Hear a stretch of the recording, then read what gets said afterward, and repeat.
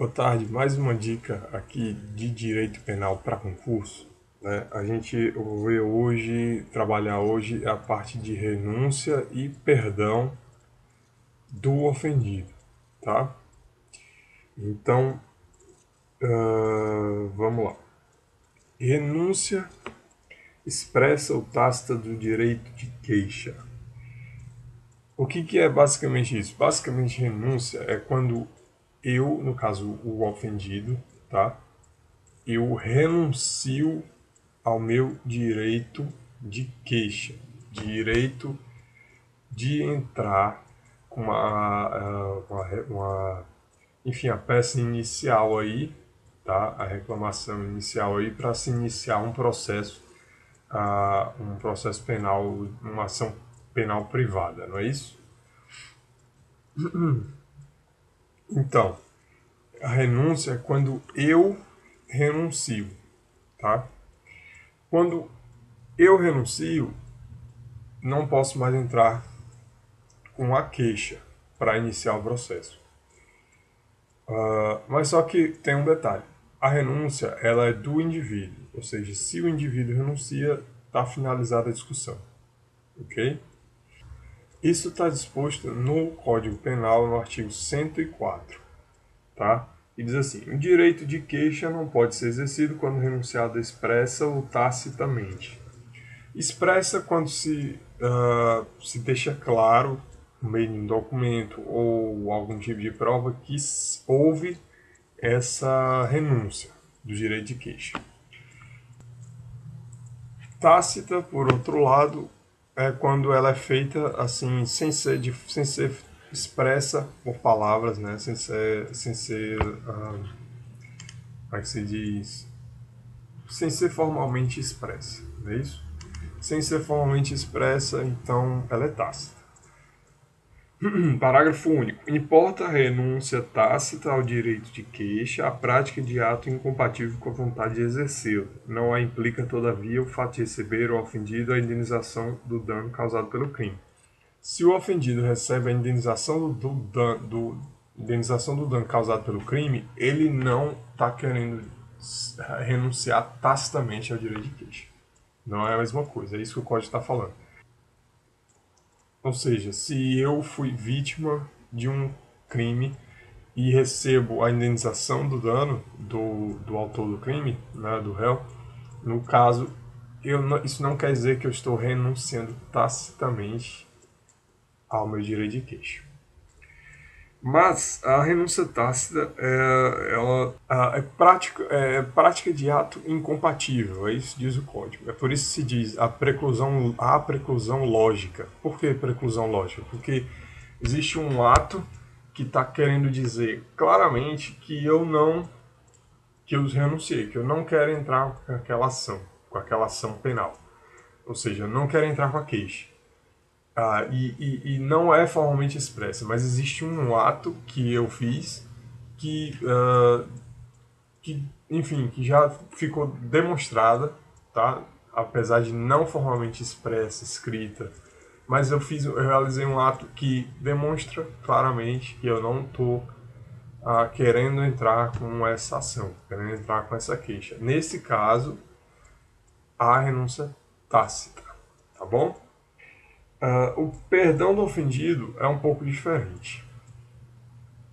O artigo 105 do Código Penal diz assim: perdão do ofendido nos crimes em que somente se procede mediante queixa obsta ao prosseguimento da ação. Então vamos lá. Para a etimologia: perdão do ofendido. Ora, perdão, a renúncia é do ofendido, certo? A renúncia ao direito de queixa.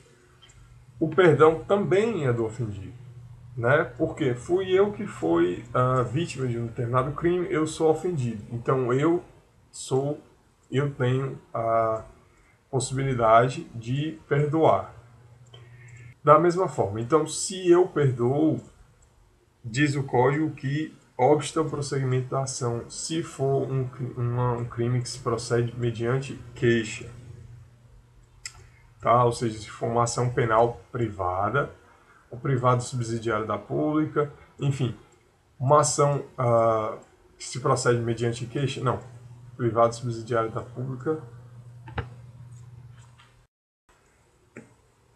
Ou seja, o perdão do ofendido se dá nos crimes em que se procede mediante queixa. Tá? Ele obsta ao prosseguimento da ação. Se eu ofereço perdão, a ação não corre mais. Ou seja, se lá em determinado momento se oferece o perdão, a ação cessa, né? Cessa o prosseguimento da ação. Mas o perdão, existe algumas especificidades do perdão aqui no Código Penal. A renúncia, ela é totalmente da pessoa, do ofendido. Se o ofendido, no caso eu, renuncio, acabou-se a discussão. Mas no caso, se eu sou o ofendido, eu perdoo, como é que funciona? O perdão ele tem que ser aceito pela outra parte, pelo réu. Ou seja, se eu perdoo, tem que ter aceitação desse perdão. O outro ponto é que se eu concedo perdão a uma das pessoas que se está entrando com a ação, se duas pessoas cometeram esse crime de ação penal privada, esse crime, esse crime privado, duas pessoas cometeram, eu entrei contra essas duas pessoas, mas eu ofereço o perdão para uma dessas pessoas, na verdade vai aproveitar todos, vai aproveitar as duas pessoas, porque não se pode, não se permite fazer essa quebra aí do oferecimento de perdão só para uma pessoa. Se oferecido a uma das pessoas, vai aproveitar aos demais, tá? É o que diz o artigo 106, inciso 1, se concedido o perdão no processo ou fora dele, expresso ou tácito, também pode ser expresso ou tácito, como a renúncia, se concedido a qualquer dos querelados, a todos aproveita. Então, duas pessoas cometeram o crime, ou três, eu ofereço perdão contra uma delas, vai ser aproveitado o perdão contra as três, não só contra uma, mas para as três, ok? Inciso 2. Se concedido por um dos ofendidos, não prejudica o direito dos outros. Aqui o contrário. Tem duas pessoas que foram feridas nesse crime, tá? E só uma pessoa cometeu.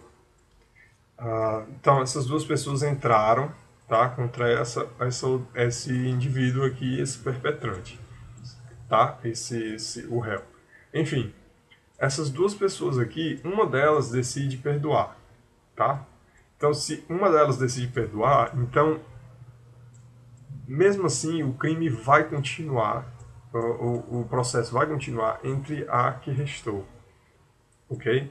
Porque o perdão o perdão é da pessoa, tá? Mas tanto ele tem que ser aceito, tá? Quanto não se pode tirar o direito de outra pessoa. Tem duas pessoas no processo penal que são autoras e uma delas que é ré. Se eu perdoo o réu, o processo pode seguir normalmente com a outra pessoa, com outro ofendido, contra o mesmo réu. E aqui, justamente, artigo 106, inciso 3, se o querelado recusa, não produz efeito. Então, eu posso oferecer o perdão quanto eu quiser. Se o querelado não aceitar, não está nada feito. O perdão ele depende de aceitação. A renúncia não. Renuncio, acabou. O perdão precisa que o querelado aceite. Porque é como se fosse assim, eu estou perdoando você. Tá? Não é como se eu estivesse renunciando. Renunciando, ninguém tem nada a ver com isso. Renuncio, acabou. No perdão, não. O perdão é como se eu estivesse dizendo no processo, olha, ele fez, tá? E é exatamente isso, pessoal. Essa é a diferença grande aqui. A renúncia, eu não vou discutir. É como se fosse isso. A renúncia, a gente não discute o que aconteceu. A renúncia vai finalizar, nem vai iniciar o processo, entendeu? e não vai haver discussão se houve culpa, se não houve, tá? Ela finaliza a discussão.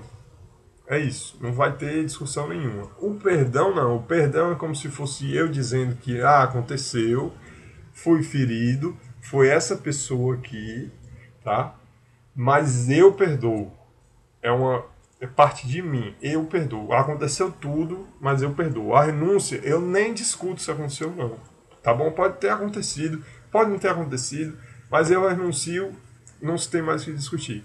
O perdão não. O perdão, tô dizendo, aconteceu isso, aconteceu, foi dessa forma, essa pessoa que cometeu, e aí perdi tantos, enfim, tanto dinheiro, perdi minha saúde e tal, mas perdoo. Por isso é que ele tem que aceitar. Porque é como se estivesse dizendo que ele, de certa forma, está culpado, tá com, enfim, tem culpa, mas eu faço o perdão. Por isso que é personalíssimo, por isso que a pessoa tem que aceitar, por isso que só vale, enfim, personalismo quer dizer justamente, só vale um querelante, tá oferecendo para aquele querelado, tá? E também aproveita para os dois ou mais querelados, mas só vale para um querelante, se tiver dois ou mais, só quem perdoa é esse, só vale esse, tá bom? Só é esse o perdão que vai ser discutido. Se os outros não quiserem perdoar, não tem isso, vai continuar o processo de forma normal. Parágrafo 1º. Perdão tácito é o que resulta da prática de ato incompatível com a vontade de prosseguir na ação. É justamente mais ou menos o que disse lá o parágrafo único do artigo 104 da renúncia tácita. Então, parágrafo 2º, não é admissível o perdão depois que passa em julgado a sentença condenatória. Muito importante. Não é admissível o perdão depois que passa a sentença condenatória. Ou seja, chegou o perdão. Posso perdoar o réu durante o processo, o querelado, o réu, durante o processo todo, tá? Iniciou o processo, chega até o final, tá?